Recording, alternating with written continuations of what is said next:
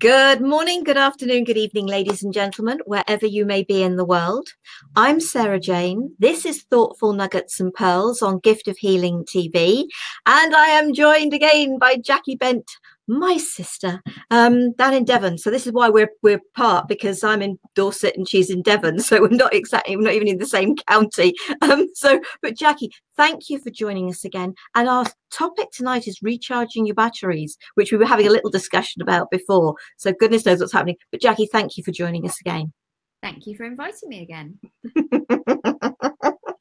Okay, recharging your batteries. Now, this is a subject that I think is something for everybody. And I would like to come at this of it's about what can you do for yourself? And I think the major thing to me here is you are allowed to do things for yourself, to relax, to unwind, to recharge on a daily basis so that you can actually achieve more for yourself and other people. I don't know about you, Jackie, but I've heard it so many times, and I think we've all done it. I just want to get this finished. But actually, it takes us so much longer because we didn't actually take a breath, take a break. If we're struggling with something, rather than struggle through it, walk away from it, recharge, relax, unwind, and come back to it. I agree with you totally. I was having a conversation with a gentleman today that I had a meeting with, and he said that sometimes he sees people who are working in their own businesses, because that was the line of work that he was with. And he said he sees people who are working on their business. It's a small business. They've got a lot to do. Their time is taken up. And he said it's a bit like they're on a hamster on a hamster's wheel. And they're going round and round. They're just working. But sometimes if they took that little bit of time to get off the hamster wheel, have a bit of a break, and then look at everything almost as an outsider and go, okay, and they could reevaluate things, and more often than not they can then make better use of their time, which in turn gives them time to have that break and give themselves some space. And I think that goes on to part of what we were talking about just now. So you say part of our conversation from just now, Sarah.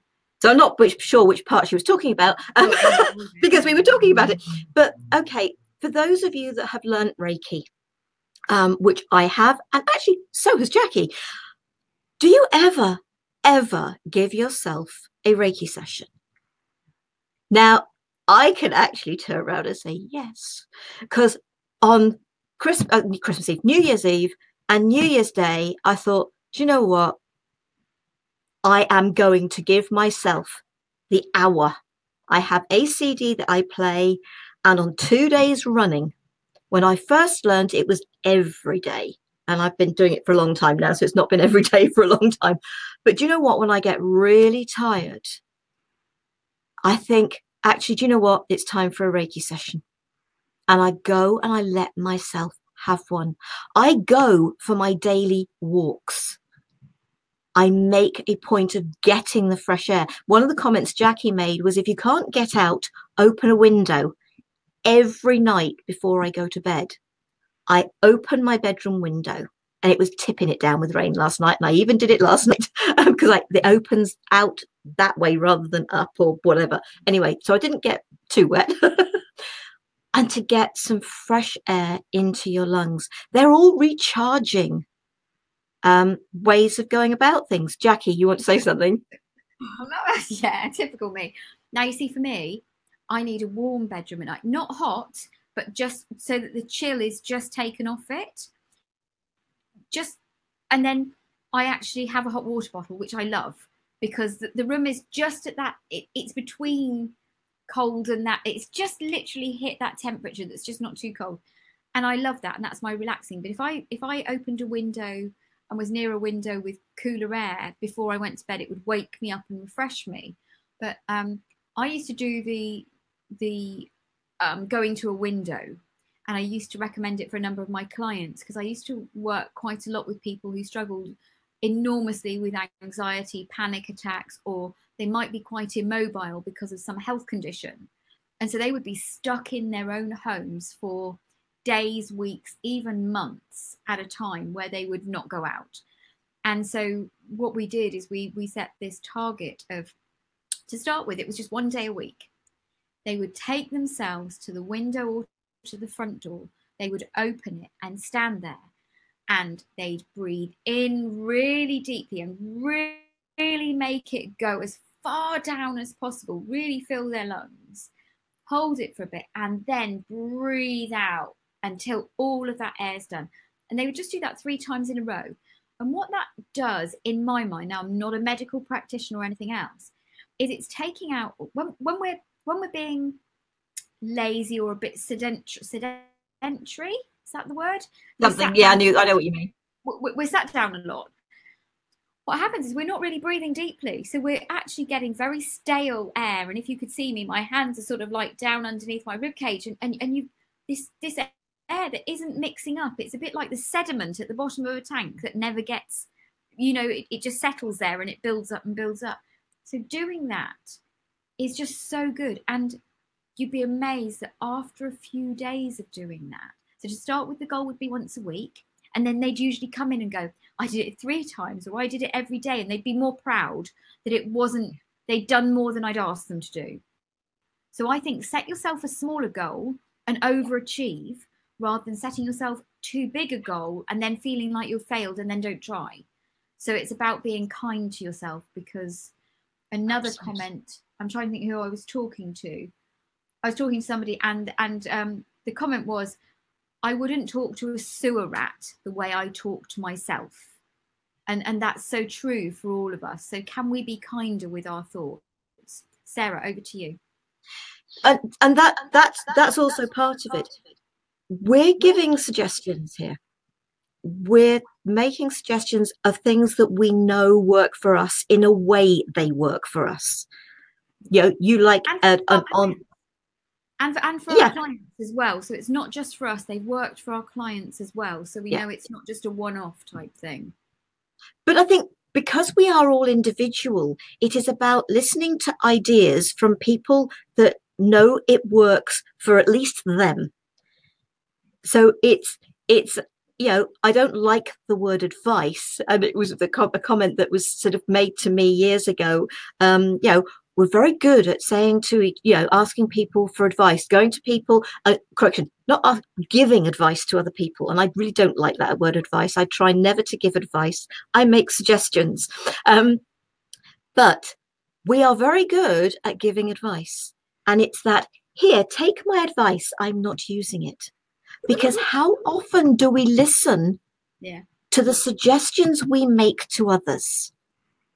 Well, you were talking about it before, Sarah, and the key part is, when you're feeling tired yourself, ask yourself, if this was a friend of mine coming to me and saying, I'm exhausted, I'm tired, I really need to recharge my batteries. Ask yourself, if that's how you're feeling, what would I say to my best friend, to my work colleague, if they said that to me? And you were just saying it just before we came on air. Yeah. It's so true. Sorry for interrupting. No. But I think that's what it is, isn't it? It's listen to what you would suggest to others, because you're usually suggesting to others what you'd like to do yourself, but you can't be bothered to do. And I'm sorry, I really do think that's right, isn't it? We can't be bothered. We won't make the time for ourselves. We think it's too much of an effort, or we think we're not worthy of it. Whatever it is, we're not good at taking care of number one. I think that we're so exhausted because we don't make time for ourselves that we forget that we could be doing these things for ourselves. I think we're not necessarily lazy. I think we're frazzled. We're tired. We're exhausted.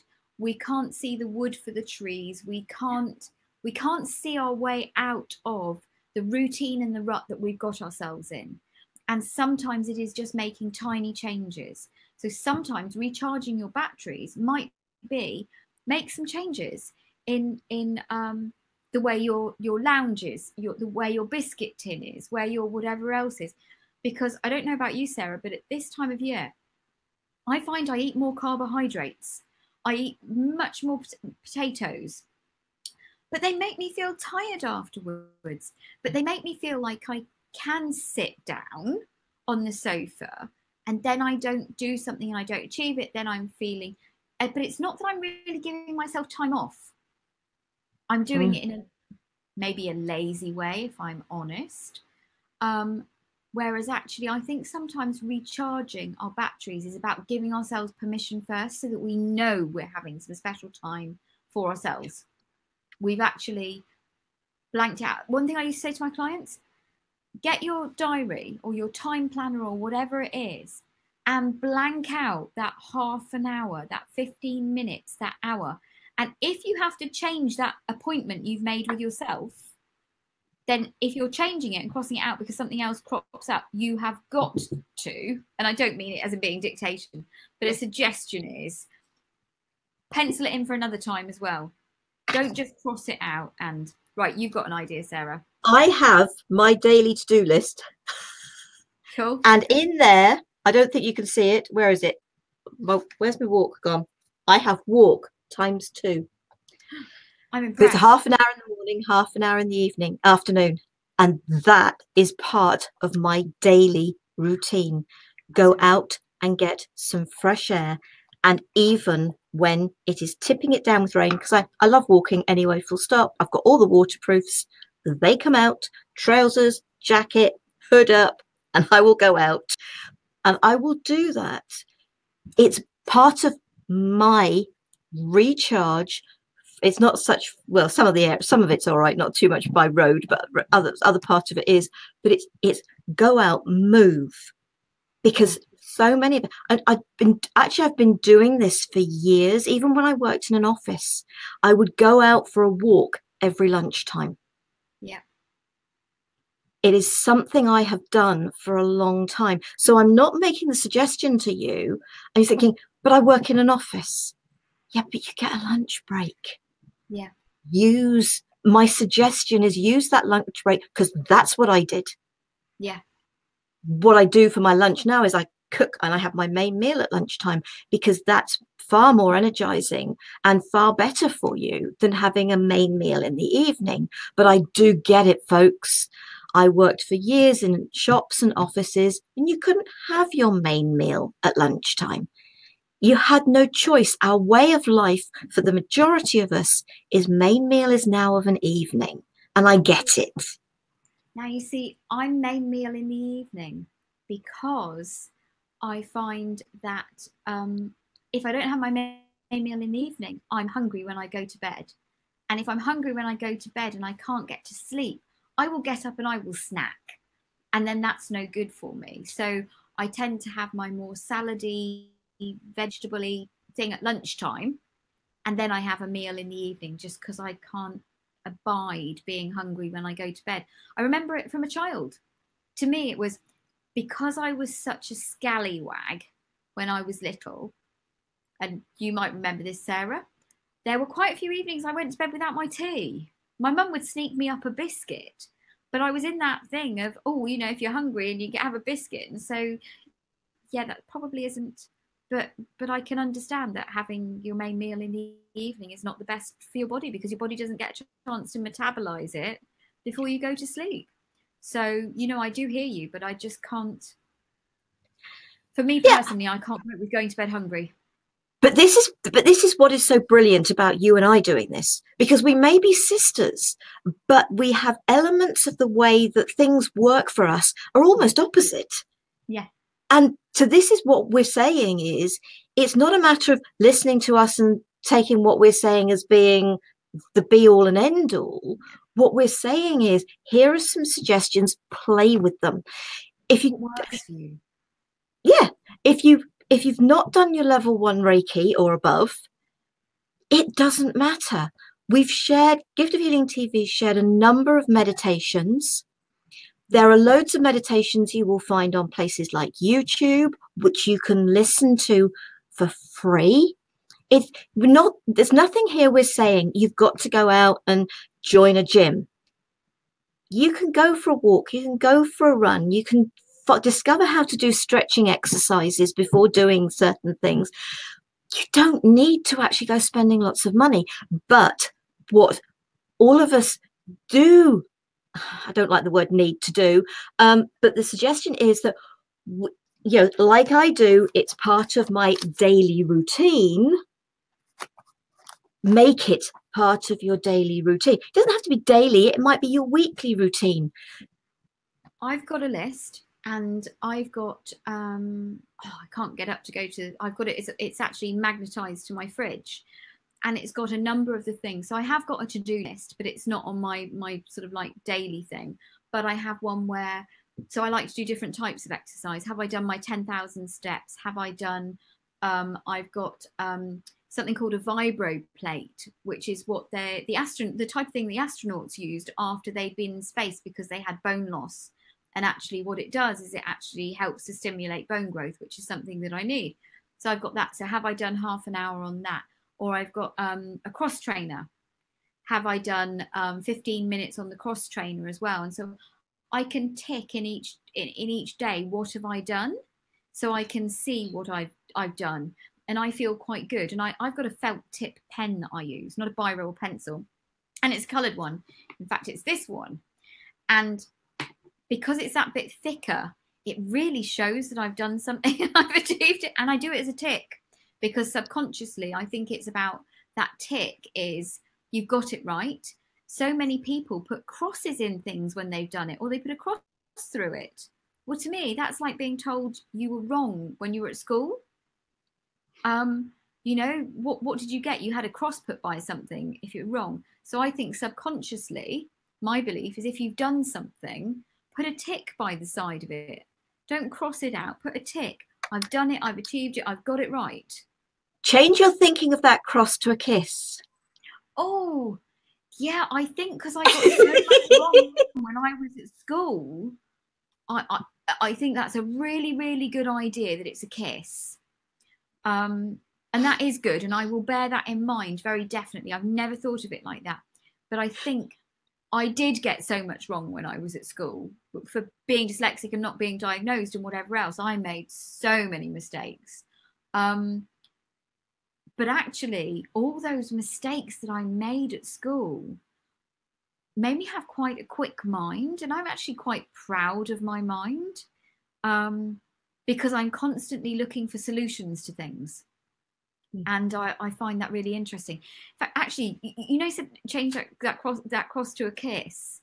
I was listening to an audiobook today by Cheryl Richardson, her latest audiobook. I think it's something Waking Up in Winter or something. I can't remember now. I don't know if I can see it. Oh, look, Siri's asking me what it can help me with on my phone. Waking Up in Winter, and it's by Cheryl Richardson. And she was talking about, I don't know if any of you have heard about Louise Hay. Hay House Publishing, who's sadly passed away now. But Cheryl did a lot of work with Louise Hay and with Oprah Winfrey. And apparently Louise Hay had this amazing thing. They might be in a taxi going somewhere, and Cheryl might say something like, I can't wait to see you next time. And Louise would challenge her on it. You know, isn't it, I'm really looking forward to seeing you next time. Not I can't wait. And I can't remember what the other example was. And I just thought it was so good. Just these tiny little things, challenging ourselves with the words, the sentences we use. Because I would take that as I can't wait as a positive. Yeah. But actually, does our body and the cells in our body, do they take that as a negative? And so, you know, I mean, Noel Edmonds is very much about positivity and things like that. And sometimes I think we can have it suggested to us to take it a little bit over the top, and it doesn't feel comfortable, and we might feel it's a bit laughable, or people are going to laugh at us. But actually, if there are tiny things we can do that nobody else really knows we're doing, just in the changing of that wording, it doesn't have to be this great big public change. Recharging our batteries can be so many things. They don't have to cost money. If you're doing exercising, have 2 baked bean cans. and use those as your weights. You know, going for a walk, as Sarah said, you know, all these different things, going to the window to get some fresh air, having a relaxing bath. I use, lots of people use the Dead Sea salts.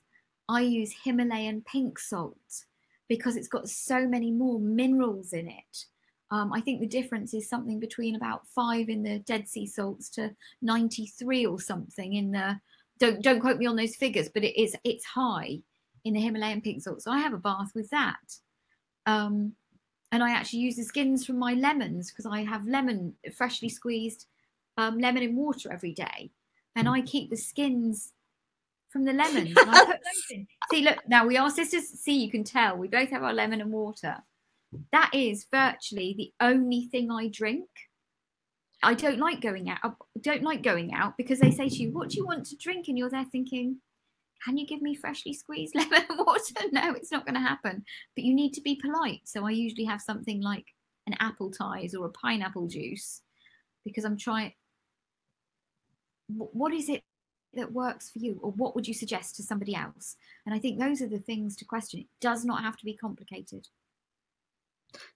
No, it doesn't. And I think going back to the wording, because I do, there are times when I'm thinking about wording and I'm thinking, and especially when it comes to those words need and want, it's like, can I find an alternative word? Choose, but it's also, I love that, so I can't wait to see you. I'm really looking forward to seeing you next time. Yeah. And it's get rid of the negative words. And I've heard you say it before. It said something like 6,000 negative words in the dictionary against 2,000 positive or something. It's 1,705 in an average dictionary, English dictionary with 30,000 words. There are over 7,000 negative words. There's a little book called Positivity. I can grab it in a second when Sarah's talking, by a chap called Neil James. 1,705 positive words in the same dictionary. There are more than 3 times as many negative options for us to use compared to positive options. Oh my goodness, no wonder we find it so easy to be negative and harder to be positive. You know, the odds are stacked against us. Yeah.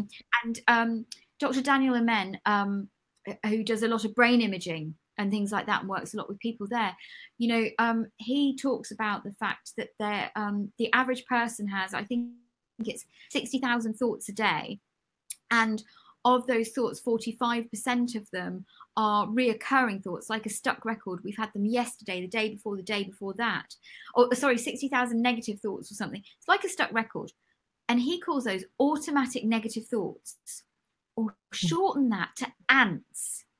Oh my goodness, thought of ants. And that's where the visualization that you'll find us talked about in one of the other thoughtful nuggets and pearls that we've done. And that's where the little visualization comes for doing that. You know, I think we're all too hard on ourselves. Yeah. We're all so hard on ourselves. And I'm as guilty of it as the next person. You know, I truly am. And, you know, it's a learning process, and I'm glad that I'm aware that I'm as guilty of it as the next person, because I think if I thought that I was good at something, you know, I might become blasé about it and not want to continue learning. And there's something new every day, opportunities. But I love the fact that we do these, you know, we are discovering for ourselves and through listening to other people different things. There's always something new to learn, and it's always good. These give us a reminder. Yeah. That's what I love about it. It reminds me. And I hadn't given myself a Reiki session for ages. I really hadn't. But it was just like, actually, you know, it was really good to do that. You did a sound healing for yourself as well.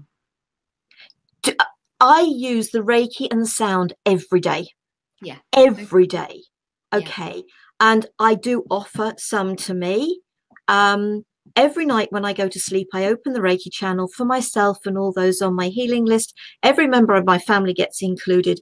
But I also, while I'm getting ready for bed, I actually do some sound, some of the toning, the vocal Reiki, to And I offer that in with when I open the Reiki channels. And so, yes, I do every day. And that's part of being the teacher to me. How can I teach people something that I don't use on a regular basis? So, Sarah, I want to ask you, because there might be somebody watching this who has no idea what sound healing and vocal Reiki are, or even what Reiki is, because Reiki's been mentioned a few times. And I think it's possibly, rather than leaving somebody with potential confusion, it's worth just giving a brief synopsis of what they are. Reiki is an energy healing. I actually believe that the Reiki energy, Reiki is universal healing energy. And I actually believe that universal healing energy personally is love. And I think it is just about loving yourself. As a practitioner, you get taught to open the channel, and we offer that energy to individuals. It is not about giving it, as far as I am concerned. How do you explain the energy? You can't, because different people feel it in different ways. Sometimes they see things, sometimes they feel things. I'm one of these who doesn't feel anything or see anything, but that's beside the point. I know that energy has helped me enormously. I've had a gentleman called Richard Ellis on the programs talking about Reiki. Go to the main interviews, catch up, and you will find Richard talking about Reiki. Because as much as I'm a practitioner and a teacher, Richard's been doing it way, way longer than I have. He's written books. So that's a good place to go. The vocal Reiki, I use toning, I use sound, I use the voice. But this is something you've developed, isn't it? And so it's something that's actually quite unique to you. So, you know, a lot of people do toning. It is just that I've discovered that for the toning that I bring is actually vocal Reiki. It's not sound Reiki. It's developed and it's evolved. And I'm sorry that I've interrupted you there, because I think there might be some people out there who are skeptical. And let's be very honest, I was very skeptical, and there's still an element of me that, because I don't understand it, still is. However, I've had a few experiences with Sarah with the vocal Reiki and the sound healing of sorry, if I sound distracted, I wear hearing aids, and for some reason this one on this side is giving me that high-pitched squeak in my ear every now and again. I think it's when my watch gets close to it. So one Christmas, a few Christmases ago, I was busy talking with family. I had, I don't know, 15 people round for Christmas lunch or something ridiculous. Sarah was there, and I got distracted, and I went to the oven to take out the roasting tray with the roast potatoes in it, and I forgot to use oven gloves. I went to get it out with my hands. Sarah's there, and to start with, you know, I'm there, I've run my hands under the tap. It's nearly time to dish up and everything else, and I'm just, you know, it's that moment where you're totally overwhelmed with bits and pieces, and you can feel the throbbing start to happening, because it hurts. And Sarah said, just come here for a second, I'll just do this. And there's me thinking, I haven't got time for this. And I'm like, okay, Sarah's going to do it, that's fine, I'll give my hands over, sort of thing, and whatever else. And then Sarah had finished, and I'm sort of like, okay, I've got to get on, I've got to dish up. We were halfway through eating our meal. Sarah said, how are your hands? And I'm thinking, what is she talking about? Okay, what is she talking about? And then I remember what had happened. Now, I'm sorry, but a metal roasting tray that has had boiling fat in it, basically cooking the roast potatoes and whatever else, that is something that you lose that element. And it's just like, okay. And there was no scarring, no nothing. The pain had gone, the throbbing had gone, the heat had gone out of it, and everything else. And just, what would it be, 2 months ago, I was struggling a bit with my back, and you did it again. And got up afterwards, and it was just like, okay, this is a bit freaky and strange, because I think it is about being honest with people and using a language, because so people don't have that courage to go, dare, don't believe that. I can honestly say I'm one of those people, and I still have to say it worked, and I'm gobsmacked by it. Um, um, yeah, and quite often it's not one of those things that you need to go and have a treatment. You need to go for 6 sessions or something like that. Quite often it's dealt with the first session, and that's it. So I'm not really giving you a plug, Sarah, or I'm not intending to give you a plug. What I'm trying to do is dispel some of the things, because somebody watching might be thinking, I just want to know how to recharge my batteries, but please don't tell me about any of this cuckoo woo woo stuff. I don't believe it. I want them to see that we're actually normal everyday people who aren't fruitcakes or Fruit Loops. We just know that this works. And I think that's just, but this is what we've said from the outset of this program. We've made suggestions. Go out and find what works for you. And I do my best every day to make some time for me.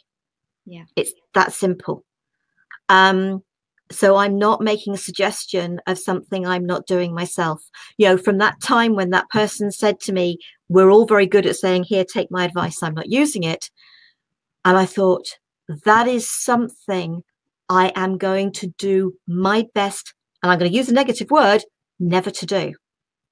I am always going to do my best to suggest to people things that I know work for me. Sometimes my suggestions do come, I channel things, Jackie channels things. We all actually channel things. It's intuition. So let's use it as intuition. I don't want to scare people off, but sometimes I find myself making a suggestion. I'm thinking, where the heck did that come from? But I know it's something I've got to listen to as well.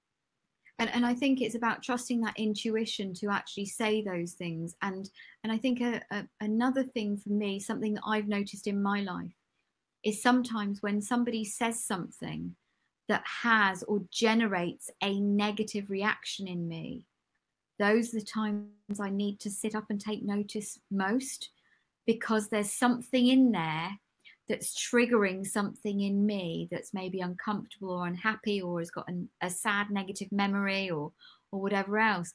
And then when I explore that, and I have the courage to explore that, I usually come away with a feeling of greater peace and relaxation, and almost at one with myself. That, again, I don't mean to try and, I'm not trying to use, but I actually feel more connected to myself because I've discovered something that will then help me to move forward in the future. And this awareness. I mean, I had an amazing email through the other day, because I think I've mentioned a number of times on these programs that we do that I listen to audiobooks.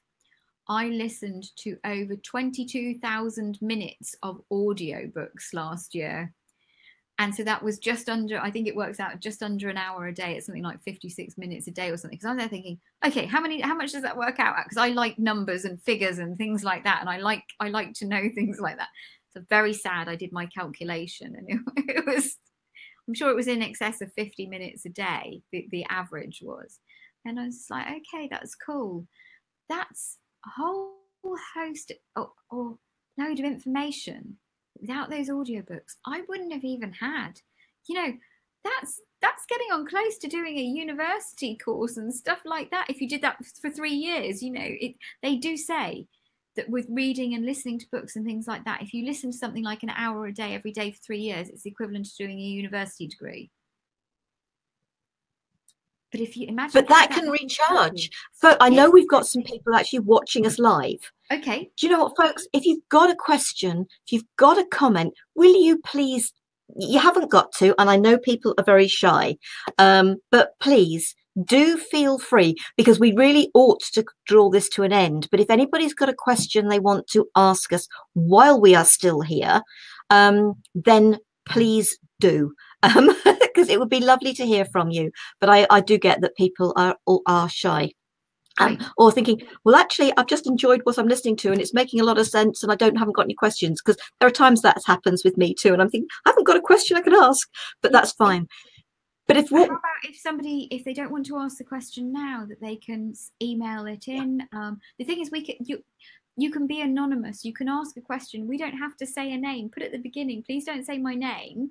This is the question, and that's absolutely fine, or if you want to send us questions afterwards, do. I mean, is there of those that are watching, have you got a subject that you would like covered on a future Thoughtful Nuggets and Pearls?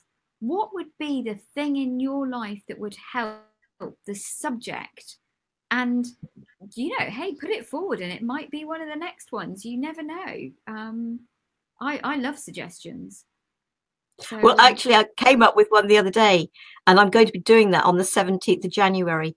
People aren't mind readers. Oh my goodness, that's a fabulous one. Oh my goodness. But you want to join me? Sit. I'll have to check my calendar. I know I've got some stuff coming up and I can't remember on what days and bits and pieces they are. But I like the idea of that. I mean, I think it's a massively interesting one. Oh, there's so much that can be said on that subject. Yeah, but we're not going into that now. Let's not do it now. We'd be here all evening. We'll never get rid of her. Thank you. You're trying to get rid of me. Well, I'm just thinking we've been going for just over half an hour, so I'm thinking actually 25 minutes. These are meant to be short, but they're never short when Jackie joins me. You guys talk a lot. No, we both talk a lot. We bounce off each other. I know. Everybody's being quiet, so that's fine. That's not a problem at all. But do email through the Gift of Healing TV website. It's giftofhealingtv@gmail.com. And if you want me to forward it on to Jackie as well, get comments from both of us, we're happy to. So please do feel free. If you want to comment under the video once it's up on YouTube, so those of you that aren't watching live, please do. I always go when I become aware of a comment under a video, I will answer it. I'm not one of these people that doesn't. So sort of please do think about commenting. Next week, I've got something a little different for you. I'm being joined for four programs, so one a month for 4 months, by David McLeod, and it's going to be the Life Mastery series. And so we're going to be doing, because David's actually writing a book, and he's created a series of bits. Anyway, Dave, I've known David for quite a few years. As much as he's in the States and I'm here, we sort of met out in the States back in 2012. So I have known him for a few years. He's been on my program, I've been on his programs, so we've worked together before, and very much met in person as well. So it's great. He's great to have on. And the first one of those is going to be the 10th January, so that's next Wednesday. And it's the second Wednesday of each month. So for January, February, March and April. And hopefully the first Wednesday of every month, Jackie's going to be doing some Thoughtful Nuggets and Pearls with us. She may join us for extra ones, but yeah. I think I've stolen the thunder on the one I'm doing the week after, because that's the 17th of January that I'm doing People Aren't Mind Readers. Yeah. So to join us for the Life Mastery series with David.